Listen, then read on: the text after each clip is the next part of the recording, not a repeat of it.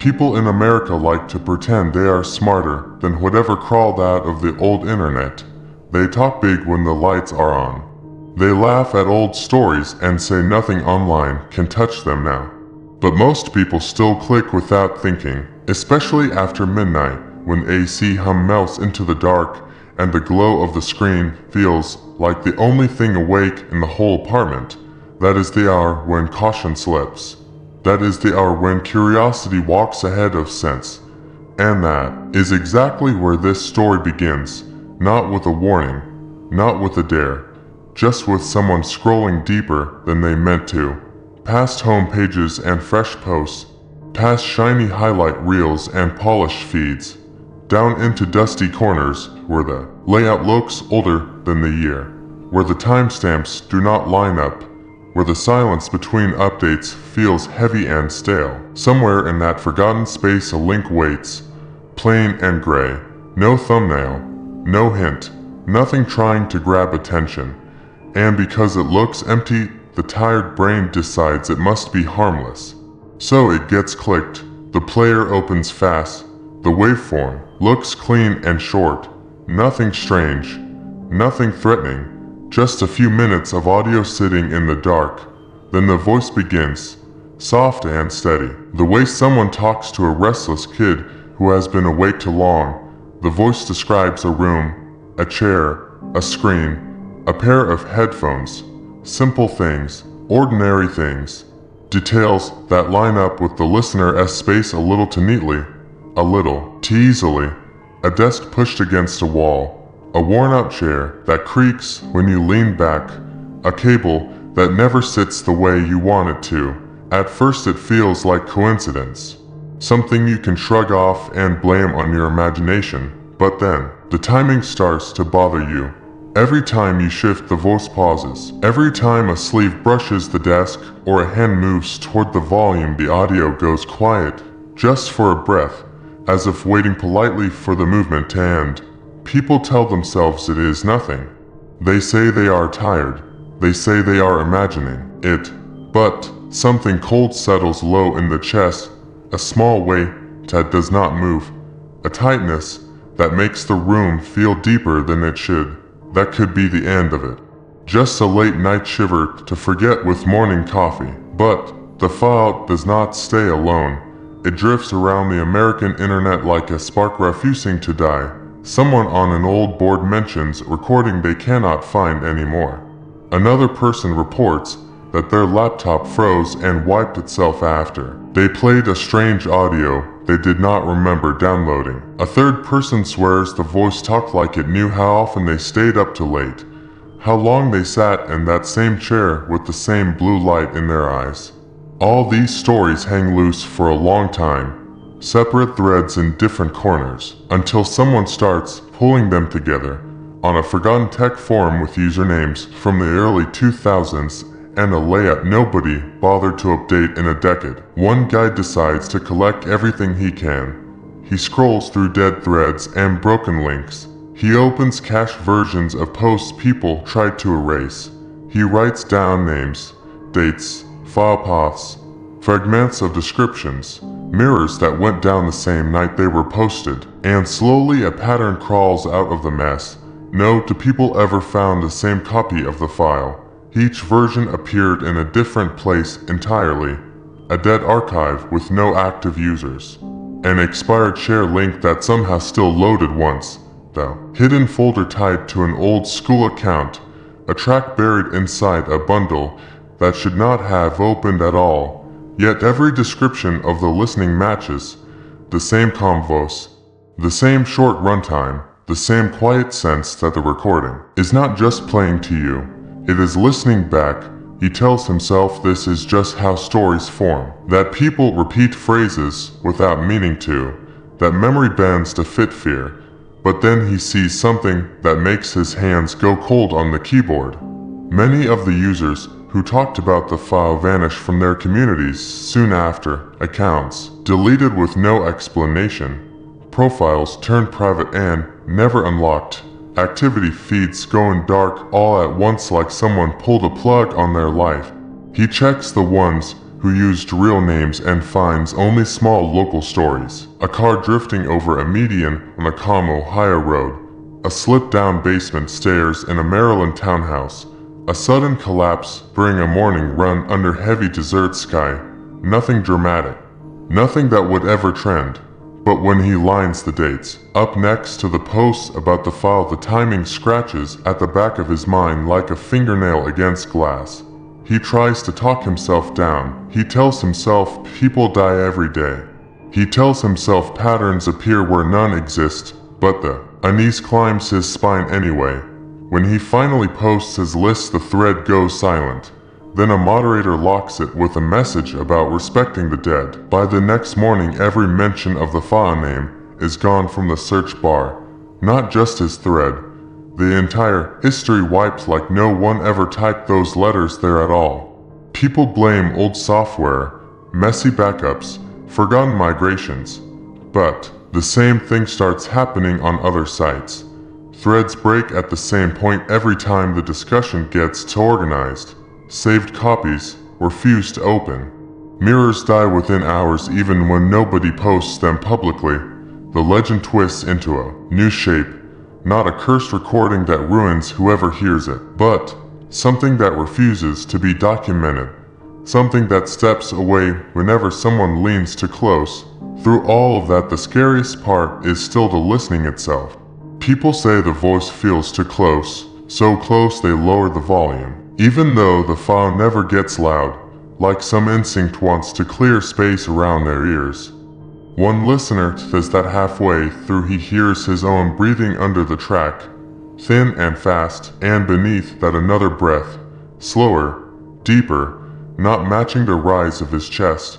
The voice keeps talking over it, calm and gentle, describing the way the listener slouches when they are tired, the way they keep one hand near the keyboard even when they are not typing, the way they always mean to go to bed at a certain time, but never do. When the file reaches its final seconds, the voice stops, but the audio does not end. For a few slow heartbeats, only that deeper breath remains in the left side of the headphones, warm and steady.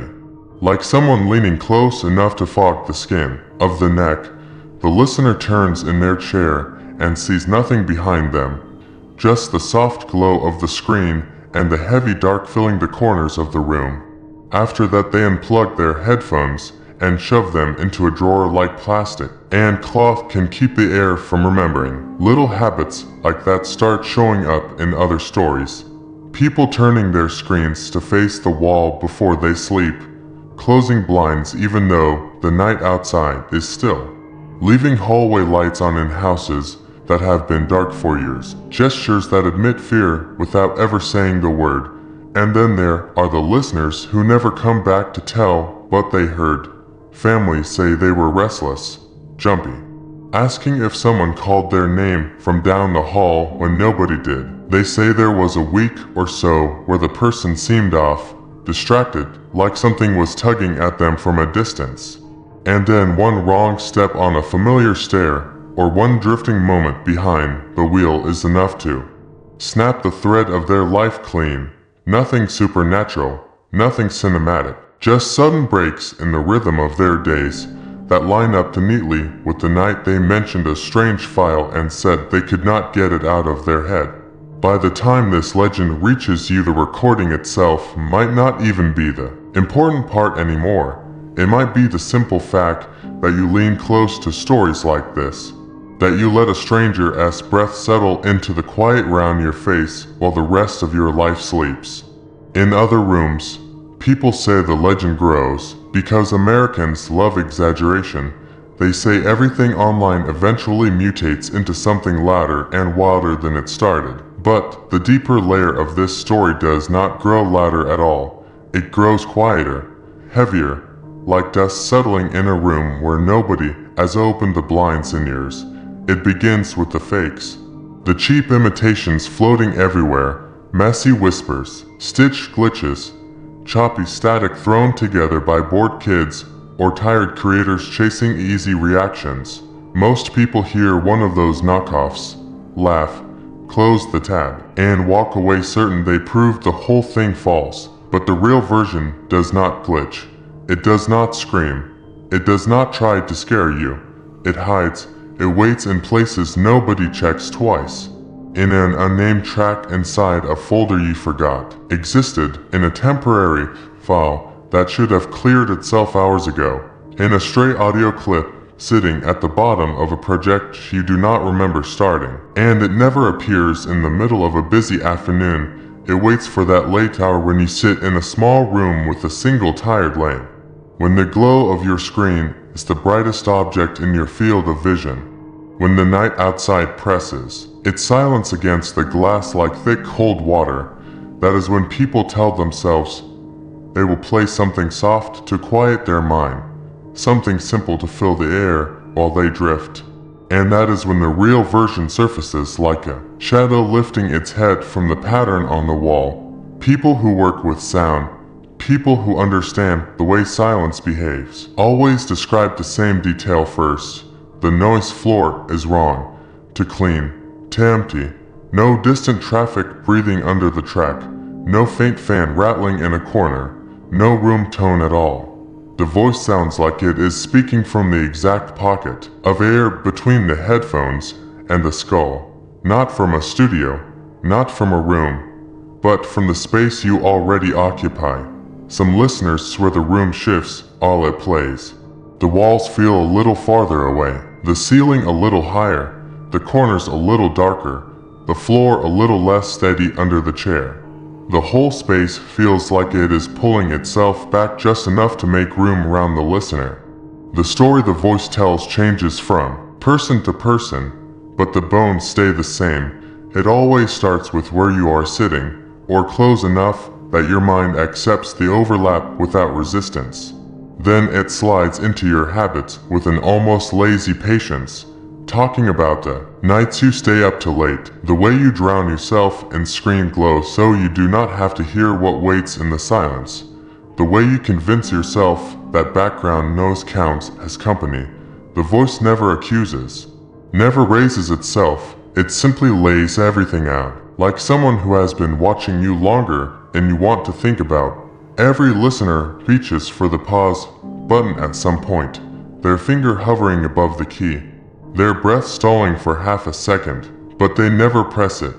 Maybe out of pride, maybe out of stubbornness, maybe because the voice feels like the first thing in a long time that is actually talking to them and not at them. So they stay, they listen, they sink into the rhythm of the voice. Their breaths start matching without effort, their small movements sensing up with the quiet pauses in the file. And then the recording reaches that thin slice of almost nothing. Near the end, a narrow stretch where the voice stops, but the audio continues. Everything in the room tightening around it. Some say they feel someone step into their personal space, not touching them, just standing close enough that the air round the back of their neck feels claimed. Some say a metallic taste finds its way onto their tongue. The taste of an old key or coin from a childhood pocket.